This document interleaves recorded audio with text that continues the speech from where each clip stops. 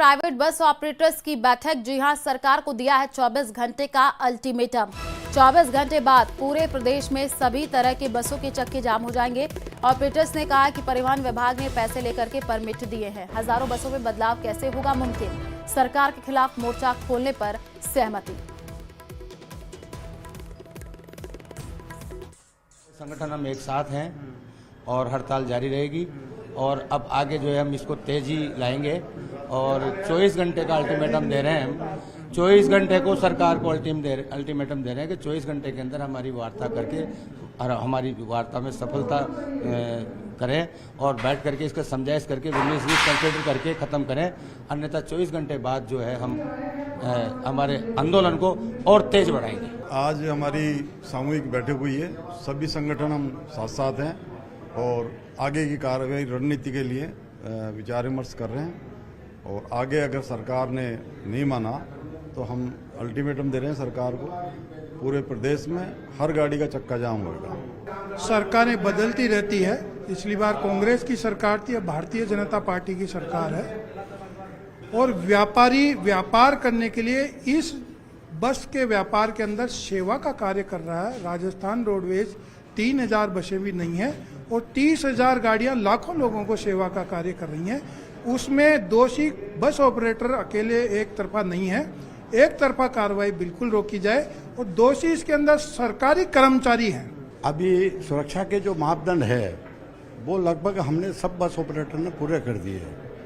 अब सरकार ये कहती है कि भाई गाड़ी की ओवरहैंग और गाड़ी के अंदर जो बेली टिक्की है आप उसको सुधरवाओ और ये हमारे लिए असंभव हो रहा है। और ज्यादा जानकारी के लिए संवाददाता आसिफ हमारे साथ जुड़ चुके हैं। आसिफ, 24 घंटे का अल्टीमेटम सरकार को दिया गया है। कल भी डिप्टी सीएम से मुलाकात हुई थी, कोई निष्कर्ष नहीं निकल पा रहा है?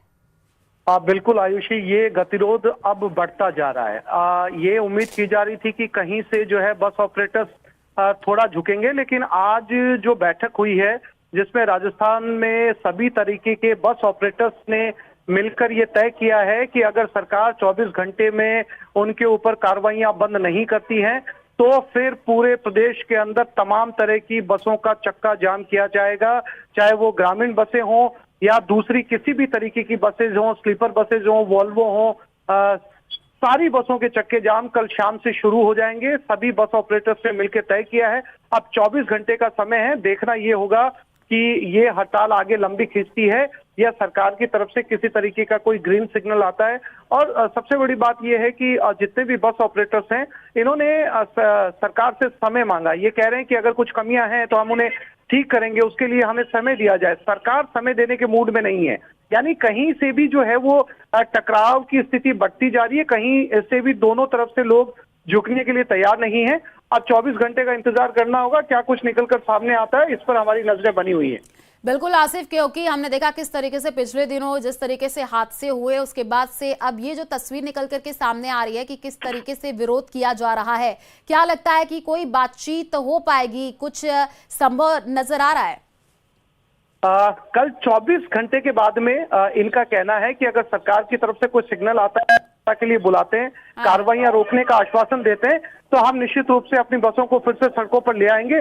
लेकिन अगर सरकार नहीं मानती है, परिवहन मंत्रालय नहीं मानता है, परिवहन विभाग नहीं मानता है, तो उसके बाद में अब केवल स्लीपर बसें नहीं बल्कि सभी तरह की बसों को जो है वो रोक दिया जाएगा। केवल राजस्थान रोडवेज की बसें जो सरकार के अधीन है सड़कों पर वही नजर आएंगी। इसके अलावा जितनी भी बसेज हैं, चाहे वो अनुबंधित बसें हों, उनको भी रोका जाएगा कल।